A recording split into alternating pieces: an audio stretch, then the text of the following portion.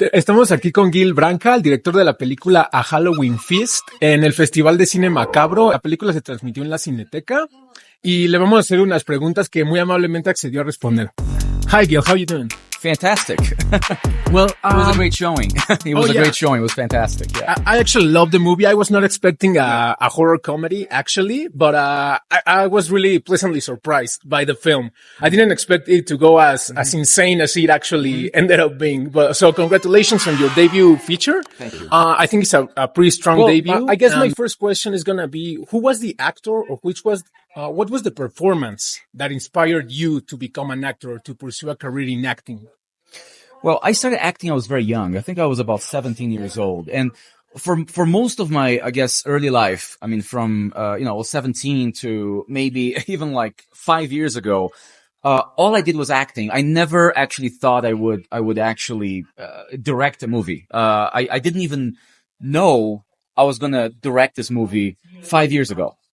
But I became very close to the material, the screenplay and the theme. So I wanted to have my specific vision to it.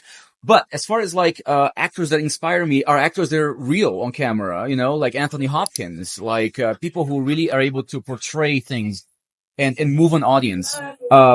I love dramas, and I think that when actors can do like a great drama and really make the audience react and cry and bring all those emotions, those are actors that I admire. I'm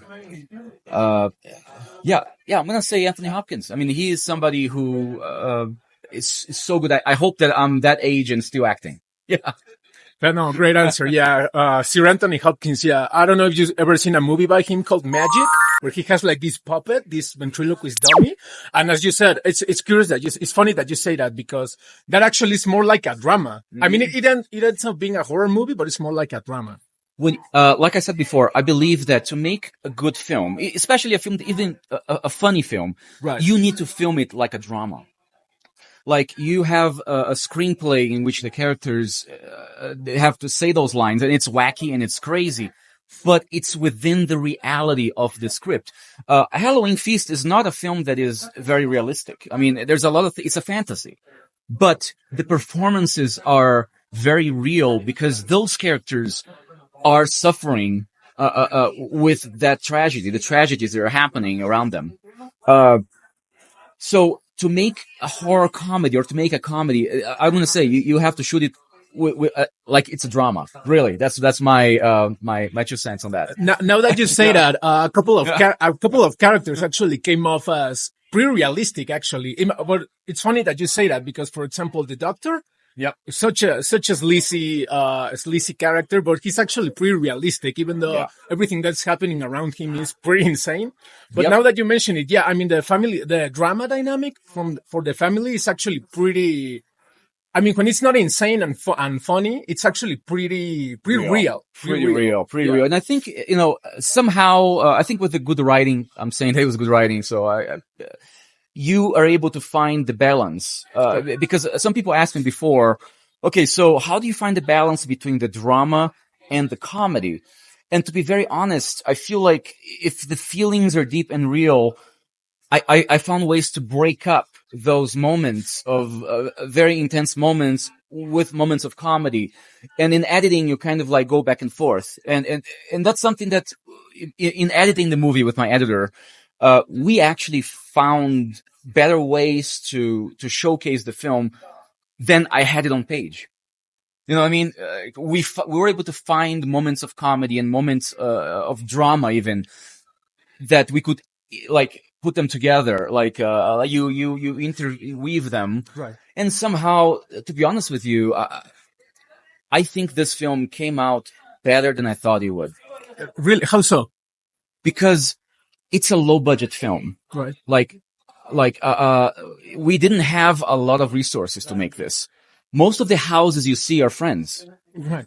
A lot of the people who worked in the film didn't get paid. They're only going to get paid once we make money. Hopefully we make money. Fingers crossed. So in my experience, living in Los Angeles and New York and being part of a lot of independent filmmaking, right, it's very hard to make an independent film, low budget, that actually works. Yeah. It's really hard. So I'm not saying that I thought I would fail. No, I had hopes. I had a great hope that it would work. Absolutely. Otherwise, you don't do it. I'm an optimist. I was hoping that things would actually come together. But when I sat down with my editor and we saw the film coming together, I was blown away by it. I was like, oh, I think it's good. But nobody had seen it yet. I only was able to get a sense that the movie actually works when the movie was out there. You know, we went to Fantaspoa. It's a big festival in Brazil. And then we had screenings in Los Angeles, and people were reacting so well that I felt like, oh, wow, we actually did something that works. And yeah, thank God.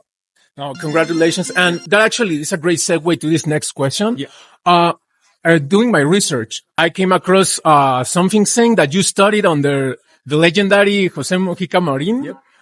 aka Coffin Joe, the legendary Coffin Joe. And it's funny that you say that because he's like a pioneer. He's like the godfather of low budget horror cinema in Brazil. Like he's a precursor to Trauma, to Full Moon Features. Oh, absolutely. Absolutely. Like Coffin Joe walks, so Charles Band could run, right?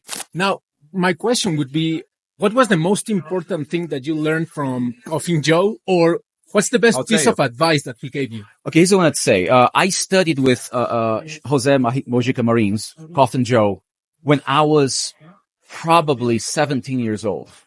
And I didn't have any career. I didn't have any prospects. I didn't know. I knew that he was already a legendary director because his movies in the 60s were groundbreaking. The one thing I learned from him is that you can do it. Because if he didn't have resources, he didn't have much at all. It was all in his imagination.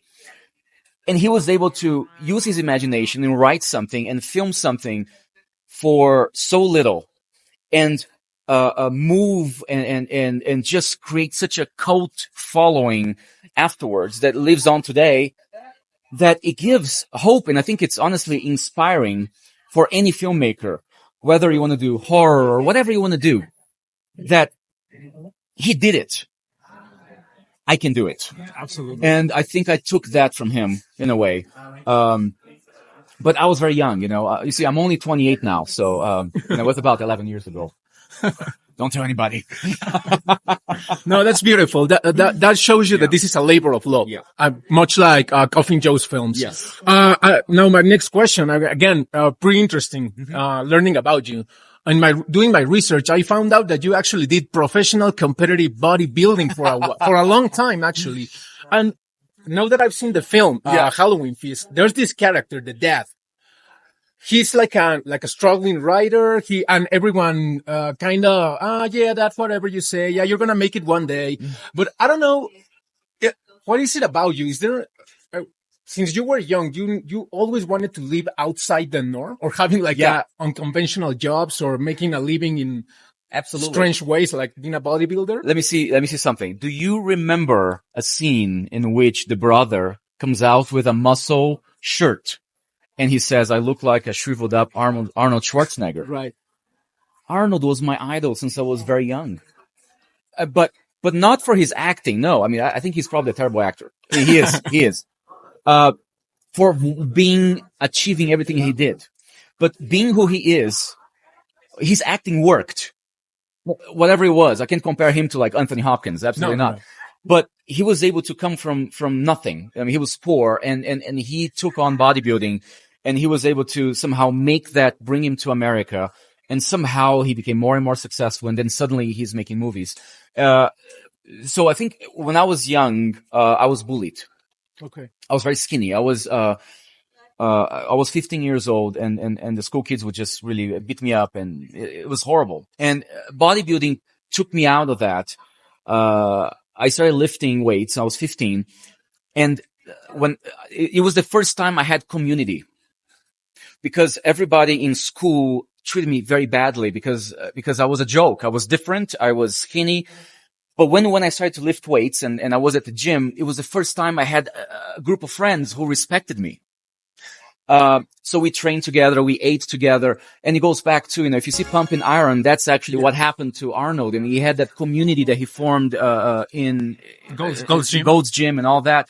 And I actually idolized that. I felt like maybe I can reproduce a little bit of that. And I think I did. I never thought I would be actually a champion bodybuilder because it takes a lot of effort and genetics. And I knew I didn't have that.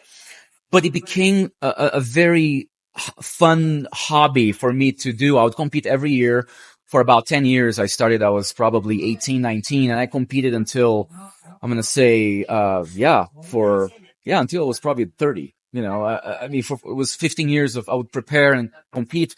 And it was a way to also work on focus, because you need to be a bodybuilder. You need to really focus, be able to focus on a goal, and you have to diet, and you have to really, really focus. So I think it's a lesson in life. I mean, you can have very little resources, and maybe if you focus and if you find the right people and the right elements around it, maybe you can make a successful film. That's beautiful. Yeah, that's amazing. Great lesson. Well, my final question is going to be a quick one. What would be your 5 desert island horror movies? If you were stranded in a desert island, you can only pick 5 horror movies until the end of time. Which is your top 5? The Shining. Evil Dead, the very first one. Amazing. Yeah. Low budget. I'm going to say Evil Dead Rise. That's new. And to be honest with you, I really love that. All right. I'm going to also bring a new movie. The Omen, the new one. Oh, I haven't seen that. With Tiger Now Free. Okay. I love that. And I was really into it. I was not expecting that they would actually pull off a good movie now, taking the Omen franchise. And I have one more.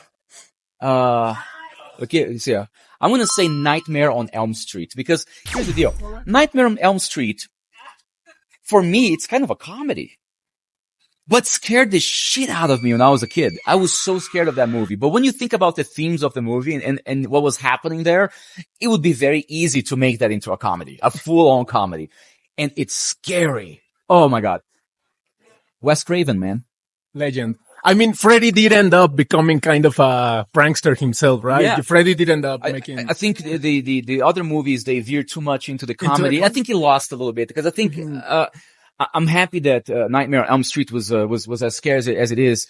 And that's why it worked so well. And I think one reason why the movies that came after didn't work as well, I think maybe is because the tone wasn't right, and the comedy, there's many reasons. And finally, for people that might be interested in watching this movie, that I highly recommend, A Halloween Feast. What can you tell us about any distribution deals with streaming services? I don't know, Tubi, Netflix. Is there anything in the works? Yeah, right now we have full distribution in the US. We're on Amazon right now, but we're going to be in 2 weeks. We're going to be on Apple TV and, many of those channels or you can purchase or rent the movie. I believe that in October, we're going to enter Tubi and other places in which you can watch for free with ads. And you'll probably be here in Mexico, the UK, and some other countries as well. So very soon, a Halloween Feast will be available. Yeah. Guile, thank you so much for your time, man. Congratulations on your debut. Great film. I loved it. Thank you so much. Thank you so much. Thank you.